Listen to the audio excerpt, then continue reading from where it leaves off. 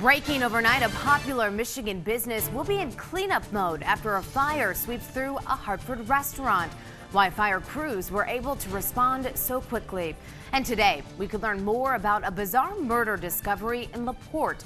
The details of a woman's body who was found in a freezer over the weekend. Plus, deadly storm swept across the nation's heartland yesterday, leaving a path of destruction in its wake. Where that storm is setting its eyes on right now.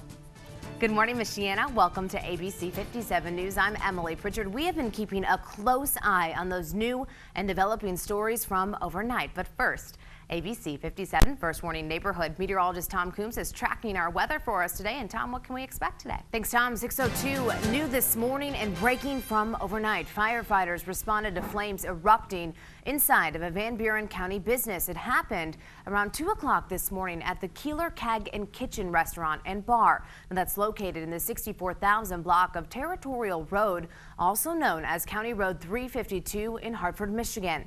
That's where we find ABC 57's Eric Cox this morning. And Eric, can you tell us what happened out there? Thank you, Eric. And autopsy results in a jaw-dropping LaPorte murder could come as soon as today. Police say they are trying to solve a case that left a widowed woman dead over the weekend. Now, although we are asked to not release her name, we know that her body was found in a freezer. Police believe they've nabbed their killer and say it's 47-year-old Daniel Schnaffer, the woman's younger roommate. Now, Schnaffer is sitting behind bars this morning, accused of murder and non-negligent manslaughter. And at least one person is dead this morning and 16 others lying in critical condition after a line of tornadoes pushed through northeast Nebraska. Well, this morning, the town of Pilger will begin to pick up those pieces as the governor of Nebraska declares a state of emergency. As ABC's Devin Dwyer explains, the National Guard is expected to deploy to assist local emergency responders and help with that cleanup. And developing here, a controversial smoking ban in Mishawaka is back on the front burner. The city's Common Council will share a smoking ban presentation with the Public Health and Safety Committee tonight. But the smoke, it doesn't stop there. In Mishawaka, a city council member in South Bend wants his city to be smoke-free. Gavin Furlick will be presenting his case in support of that smoking ban today at the Mishawaka Common Council. Now, if you would like to attend, it is open to the public. That meeting, it starts at 6, and there is still no word on when or if they will take a vote on the smoking ban law in Mishawaka. And also developing today, several people are in court, including 23-year-old Quentin Burnley. Now, he's charged with causing serious bodily injury while operating a motor vehicle while intoxicated after hitting jogger Tiffany Brantley with his car. This all happened late last month. You'll remember this scene along Jefferson Boulevard. She is still recovering from the incident. Now, if you would like to help Brantley through her recovery, there is a fund set up for donations to help offset her medical cost. That's at the South Bend Transit Federal Credit Union on South Lafayette Street. And it's a story all eyes in Michiana have been watching closely. 8 men charged in connection to the death of a 2-year-old South Bend boy. Well, today another man accused of murder in that case could learn when he'll go to trial for that crime. Therese Buchanan is expected to appear in court. He's charged with murder, attempted murder, and committing a felony while a member of a gang. Now, in April, 2-year-old John Swovlin Jr. was shot and killed by bullets shot miles away while he was playing in his aunt's front yard. And Xavier Prim, also accused in that same deadly shooting, was back in court yesterday. Prim is charged with assisting a criminal in Swovlin's murder. Now, a judge set a pre-trial conference that is for late July, and also his jury trial that's set for mid-August. And living behind bars and then getting back into the real world, that can be a challenge. And today, the St. Joseph Community Corrections Advisory Board and several others will introduce the Ban the Box project. It's designed to remove the job application question about an individual's conviction history. It's all in the hopes of delaying the background check inquiry until later in that hiring process, making for fair hiring. Now, that public meeting is being held at the LaSalle Branch Library tonight at 7. And today, it's going to be a hot one out there, so many in Michiana will likely head out to the pool or maybe up to the lake. Well, this morning, water rescuers, they are warning you to use extra precaution out there on the water.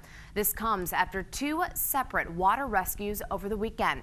At Warren Dunes, rescue crews were able to use this new device. It's called a Rescue Max to help save 2 people fighting in that powerful current.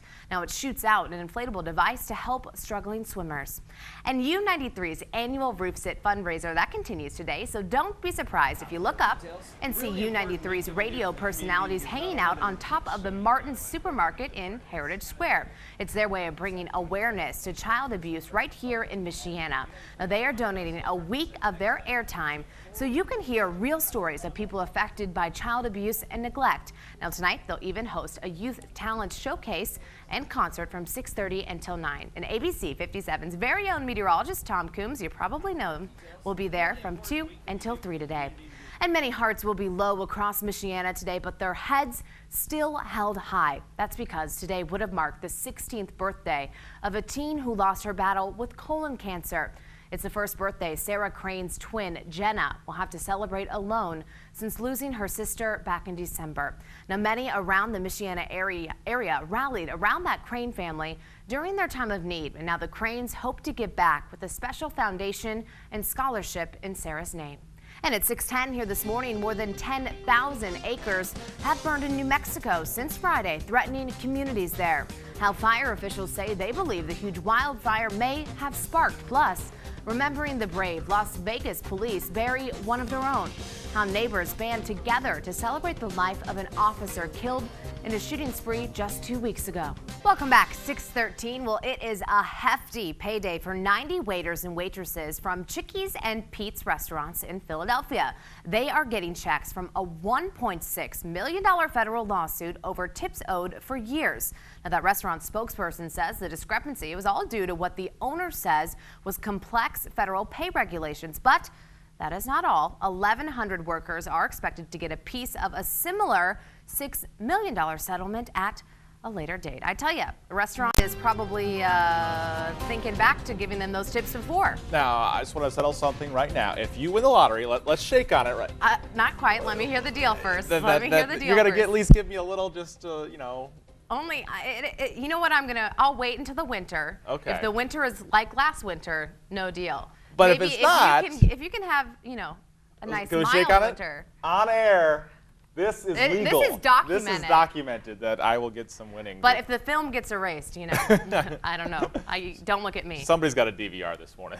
All right, I want to update you. It's warm out there. Yeah, it is actually hot. When I walked out the door, it kind of almost caught my breath a little bit. Yeah, it is one of the warmer starts we've seen across the area. Thanks, Tom. 6:16, and families in 2 New Mexico communities, they've been evacuated as a wildfire grows to more than 10,000 acres. Huge plumes of smoke could be seen from the Chusca Mountains between Shiprock and Gallup.